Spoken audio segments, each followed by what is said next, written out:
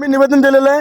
याच्या आधी काय आंदोलन तुम्ही आंदोलनाचं काय केलेलं आहे का? पत्र त्यांना व्यवहार काय केलेले आहेत का? या अगोदरही उपकार्यकारी अभियंत्यांना आम्ही निवेदन दिलेलं आहे, लेखी निवेदन दिले, त्याचबरोबर फोनद्वारे सुद्धा सांगितले, तोंडी सुद्धा जाऊन त्या ठिकाणी सांगितले, परंतु ठेकेदारांनी कुठल्याही प्रकारचं या ठिकाणी काम केलेलं नाही। उलट कडून आम्हाला उत्तर आलं की आम्हाला या ठिकाणी निधी उपलब्ध नसल्यामुळं या ठिकाणी आम्ही काम सुरू करत नाही असं त्यांनी सांगितलं, परंतु कुठल्या त्यांच्या अटी आणि शर्तीमध्ये कुठली अशी अट नाही की निधी जर नसेल तर आम्ही काम करू शकत नाही। उलट त्यांची कुवत आहे म्हणून त्यांना त्या ठिकाणी ठेका दिलेला आहे, त्यांना रस्त्याचं काम दिलेलं आहे। जरी निधी नाही मिळाला तर त्यांनी रस्त्याचं काम सुरू करायला पाहिजे होतं, लोकांना विनाकारण या ठिकाणी त्रास दिला नाही पाहिजे, वेठीत धरलं नाही पाहिजे, उलट लोकांना सहकार्य करून या ठिकाणी रस्त्याचं काम केलं पाहिजे।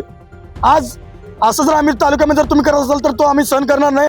आज या ठिकाणी आम्ही सत्तेमध्ये सुद्धा आम्हाला या ठिकाणी आंदोलन करण्याची या ठिकाणी वेळ येत आहे, त्यामुळं या अभियंत्याला आम्ही सोडणार नाही। जर येत्या 8 दिवसामध्ये काम सुरू नाही केलं तर उग्र स्वरूपाचं आंदोलन या ठिकाणी शिवसेनेच्या वतीने करण्यात येईल। मंगळवेढा तालुक्यातील मंगळवेढा, बोराळे, सिद्धापूर, विंचूर हा राज्यमार्ग सन 23-24 मंजूर झालेला आहे। या भागामध्ये जवळजवळ 30 ते 4,000 लोक या ठिकाणी राहतात। या भागातील लोकांना 3 ते 4 वर्षापासून या ठिकाणी रस्त्याचा मोठ्या प्रमाणावर त्रास होतोय।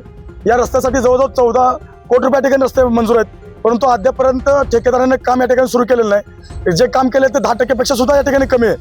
त्यामुळं त्याच खड्ड्यामधील या ठिकाणी दगडगोटे घेऊन या ठिकाणी गळ्यामध्ये हार घालून साहेबांना हार घालण्यासाठी त्याचबरोबर निवेदन देण्यासाठी या ठिकाणी आलेलं आहे। जर येत्या 8 दिवसामध्ये रस्त्याच्या कामाला जर ठेकेदारांनी सुरुवात नाही केली तर त्याच रस्त्यामध्ये बसून सार्वजनिक बांधकाम विभागाचे मंत्री माननीय भोसले साहेब यांच्या फोटोला या ठिकाणी अभिषेक घालून या ठिकाणी शिवसेनेच्या वतीनं वेगळ्या स्वरूपाचं उग्र स्वरूपाचं आंदोलन या ठिकाणी करण्यात येईल असा या ठिकाणी इशारा देतो। जय हिंद, जय महाराष्ट्र।